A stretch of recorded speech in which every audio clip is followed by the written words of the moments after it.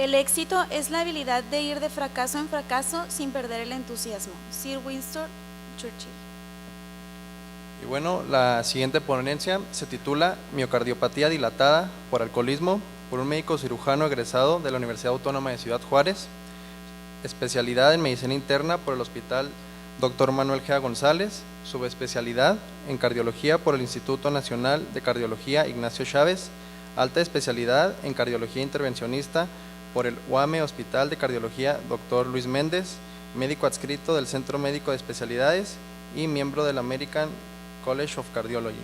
Además, es miembro de la Sociedad de Internos y Becarios del Instituto Nacional de Cardiología Ignacio Chávez y miembro de la Asociación Nacional de Cardiólogos de México. Demos la bienvenida al doctor Alejandro Ortiz Arroyo.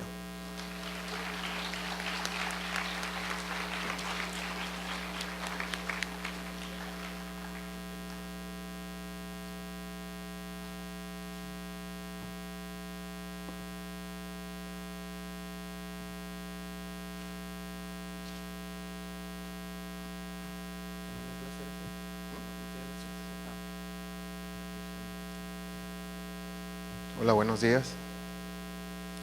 Les voy a hablar de un tema que les preocupaba mucho a los organizadores, ¿no? Y vamos a hablar de la cardiomiopatía por alcohol o miocardiopatía. Ese es el término que definen los americanos, los franceses y los europeos, pero nosotros en México definimos como una miocardiopatía, pues una afección del músculo cardíaco, ¿no? Es una enfermedad que afecta primariamente al músculo cardíaco, por eso el término debe ser miocardiopatía, no cardiomiopatía, independientemente de su etiología.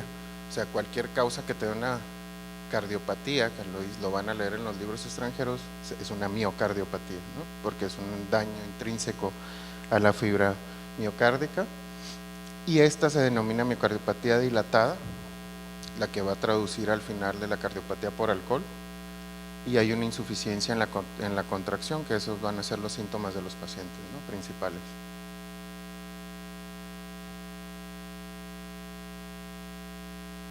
Es una causa de una miocardiopatía dilatada secundaria por un consumo intenso de alcohol. Sabemos que son más necesarios, es más de 80 gramos por día por 5 años, más o menos lo que dura la carrera de medicina, ¿no?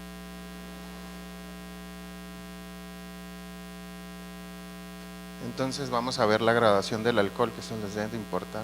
Bueno, no era el final de la carrera de medicina, pero vamos a ver la expresión en grados y se mide el contenido de alcohol en 100 mililitros. Así es como definen la graduación, para que sepan por qué es la graduación. El vino, por ejemplo, tiene 13 grados, este es un ejemplo. De eso, de 100 cc que consumas de vino, 13 cc van a ser de alcohol. Entonces va a ser el 13%. ¿No? El grado siempre viene expresado en el envase como volumen o porcentaje. Eso es importante porque cada país tiene diferentes grados de alcohol. Es muy diferente los grados de alcohol en Estados Unidos que en Europa y obviamente que en América Latina. Se determina en gramos de etanol absoluto ingerido, que es lo más importante para determinar una lesión, ya sea cirrosis o afección cardíaca, y se multiplican los grados que tú tienes por la densidad de alcohol, que es 0.8, y así vamos a sacar cuántos gramos en general de etanol absolutos se están ingiriendo. Aquí está una fórmula. Vemos los gramos de alcohol, o sea, el volumen expresado en centímetros cúbicos por la graduación, que dijimos que era 0.8, entre 100 cc o el volumen que tiene de alcohol. Entonces, por ejemplo, aquí en el mismo caso del vino, vamos a tener 10.4 gramos de alcohol puro. Entonces vas a necesitar más o menos unos 800 mililitros al día por 5 años de vino para que te haga daño al corazón. Eso depende de la población. También hay una susceptibilidad, depende de cada población. Por ejemplo, en Alemania tienen una susceptibilidad más baja al alcohol, pero ellos tienen una ingesta muy alta de cerveza.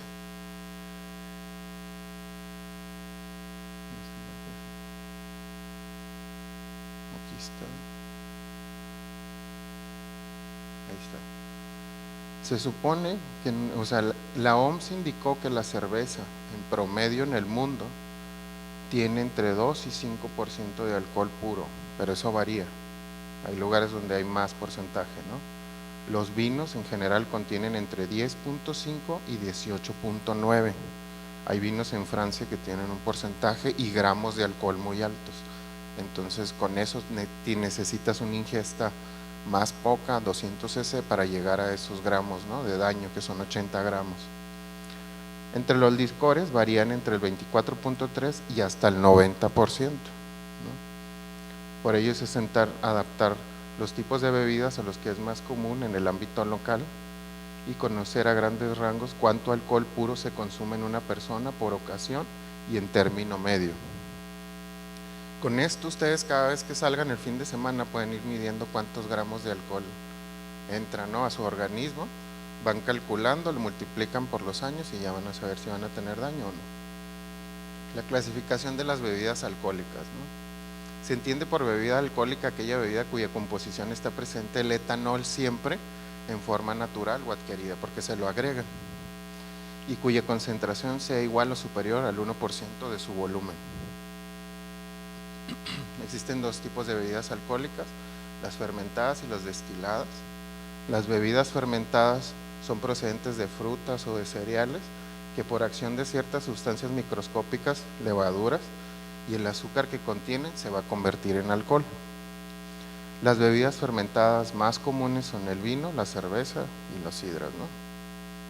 Que aquí nos importa más, yo creo, la cerveza, ¿no?, en la universidad. Existen dos tipos de bebidas, El vino es el producto resultante de la fermentación de las uvas frescas o del mosto. Los blancos y los rosados proceden de la fermentación del jugo de la uva, y los tintos del conjunto del grano de su uva. Su contenido alcohólico suele ser alto, ¿no?, 10 a 13 gramos, como ya dijimos. La cerveza se obtiene a partir de la malta, ¿no?, cervecera, y es de la transformación de la cebada y otros cereales que se le agregan, esos son los sabores, y para conseguir un sabor amargo se añade el lúpulo, y su contenido de alcohol suele oscilar entre 4 y 6 grados, eso depende del país y de la cerveza, ¿no? Las bebidas destiladas se consiguen eliminando mediante el calor, a través de la destilación, parte del agua contenida en las bebidas fermentadas. El principio básico de esta acción reside en que el alcohol se evapora a 78 grados y el agua hasta 100, por lo que se tiene más alcohol de las bebidas fermentadas, son de 30 a 50 grados de alcohol, ¿no? Coñac o brandy deriva de destilados del vino, ¿no?, las de cereales, cebada, maíz o centeno, el ron y el vodka, ¿no? ¿Qué vamos a tener en una miocardiopatía? ¿Qué es lo que le va a pasar al corazón? En general va a empezar con un daño, que va a dar una dilatación importante del ventrículo izquierdo, con un aumento inicial en su masa muscular, y posteriormente vamos a tener disfunción ventricular. Eso es lo más importante. La ingesta leve de alcohol en general, menos de 1 gramo de alcohol al día, se ha visto que tiene un factor cardioprotector. En los pacientes que tienen aterosclerosis, parece detener la aterosclerosis. Las placas de grasa, han hecho estudios con ultrasonidos, hay un ultrasonido que se llama IBUS y parece que engruesa un poco la placa de grasa, la engruesa y la hace uniforme. Eso lo hacen también las estatinas, y para nosotros es muy importante, porque si yo tengo una placa uniforme y gruesa es más difícil que se rompa en un infarto, por eso es protector, a dosis muy bajas, ¿no?, leve.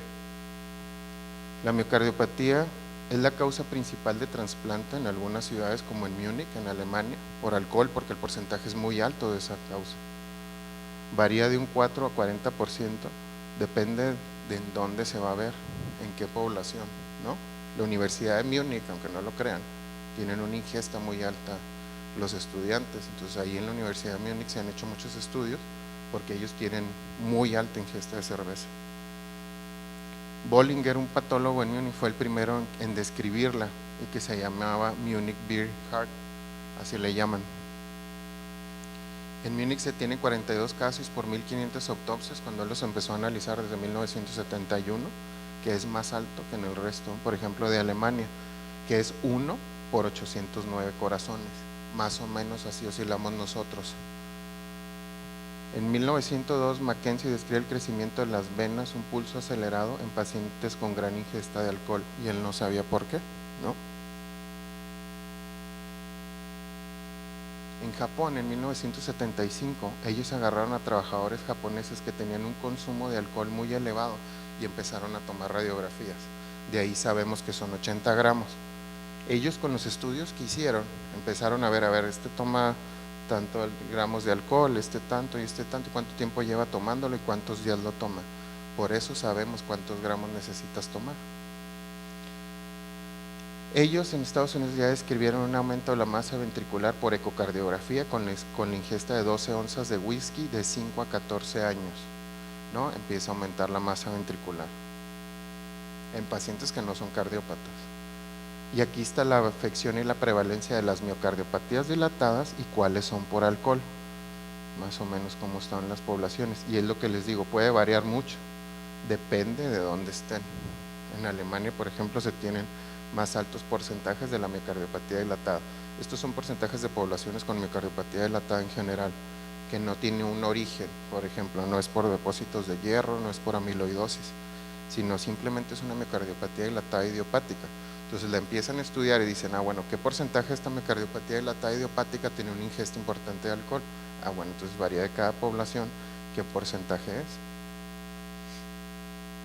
Es mayor en las mujeres por un metabolismo más hepático que gástrico. Si se acuerdan, el metabolismo empieza desde el esófago y el intestino delgado, y las mujeres ese metabolismo lo tienen disminuido. Entonces la mayoría del metabolismo lo hacen hepático, ¿no? Dicen que la deshidrogenasa láctica es menos, en ellas tiene una traducción menos importante, pero no es eso, es que tienen el metabolismo empieza hasta en el hígado y es un metabolismo más importante, y aparte por el índice de masa corporal. El acetaldehído producido por el alcohol deshidrogenasa ocasiona una alteración en la oxidación, en la forma en que se conduce el calcio, y produce una depresión miocárdica. Hay una pérdida de los miocitos por activación de la renina y genera hipertrofia, o sea, mata a los miocitos por estrés oxidativo. Hay una inducción de la apoptosis, edema de la mitocondria y hay depósitos de glicógeno. Esa es la principal patología.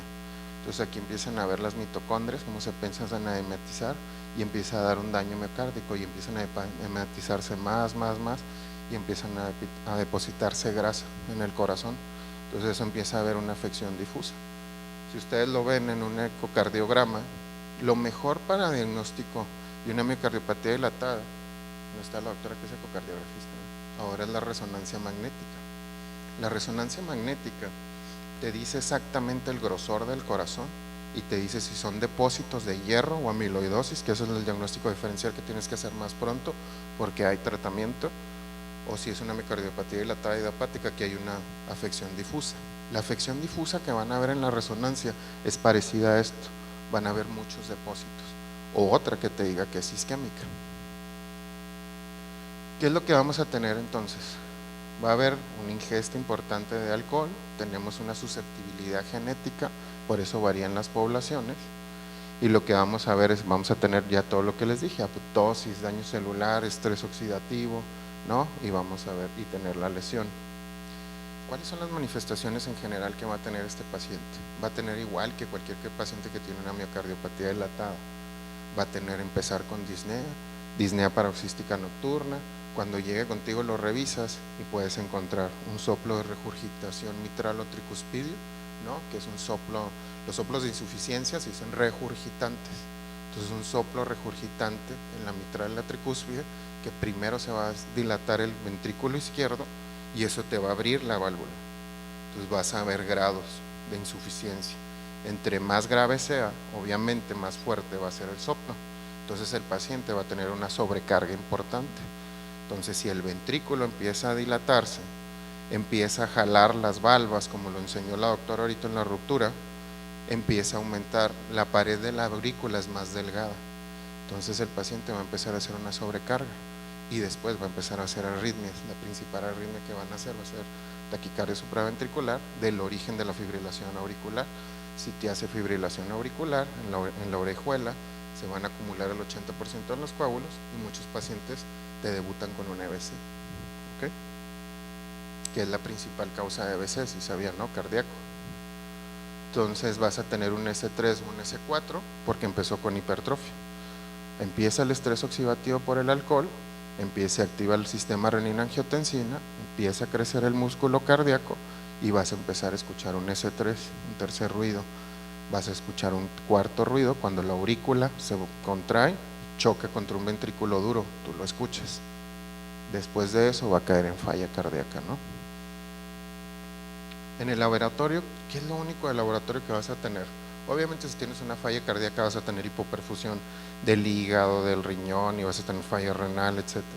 Pero lo que vas a saber porque este paciente es alcohólico, vas a tener la ALT 2 veces de su valor normal, para que te des una idea que es por el alcohol. Vas a tener fibrilación auricular y lo más importante con estos pacientes, un paciente que hizo una miocardiopatía dilatada va a tener el QT prolongado. Cuando empiezan con un bloqueo de rama izquierda, fíjense, el QT prolongado, o te empiezan a hacer las arritmias que puso la doctora, taquicardia ventricular, taquicardia, necesita un resincronizador si tiene bloqueo de rama izquierda y un desfibrilador, porque ese paciente se te va a morir de arritmias. Empezamos a darle amiodarona, empezamos a darle betabloqueador, nada mejora la sobrevida de estos pacientes. O sea, estos pacientes o se trasplantan o se les pone el resincronizador con desfibrilador porque se mueren, no hay nada. Ahorita hay una paciente con una miocardiopatía dilatada que tenemos ahí en centro médico, le tuvimos que poner un resincronizador. El problema del resincronizador es, como dice la doctora, en el sistema público no existe, en México es una falacia. ¿Por qué? Porque cuesta 583,000 pesos el puro aparato, pero eso es lo único que la va a salvar.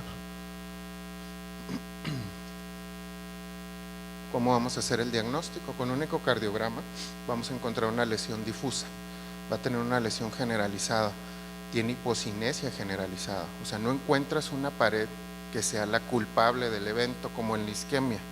Yo cuando creo que es isquémico, una pared es la que va a estar disminuido, ¿no? Su movimiento, digo, bueno, yo creo que es isquémica. ¿Cuál es el mejor estudio? La resonancia magnética.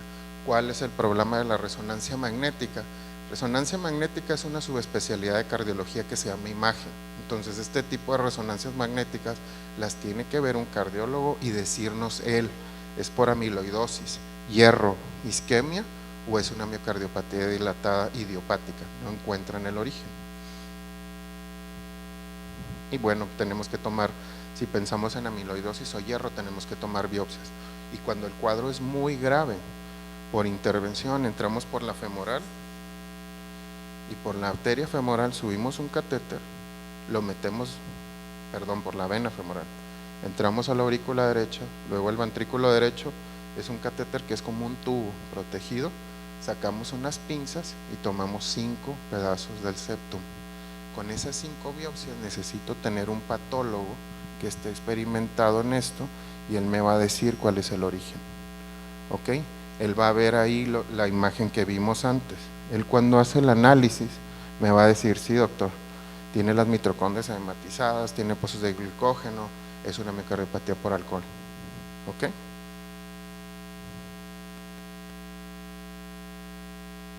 ¿Cuál es el tratamiento de estos pacientes? La supresión total del alcohol. Lo único que los va a salvar es que dejen de tomar.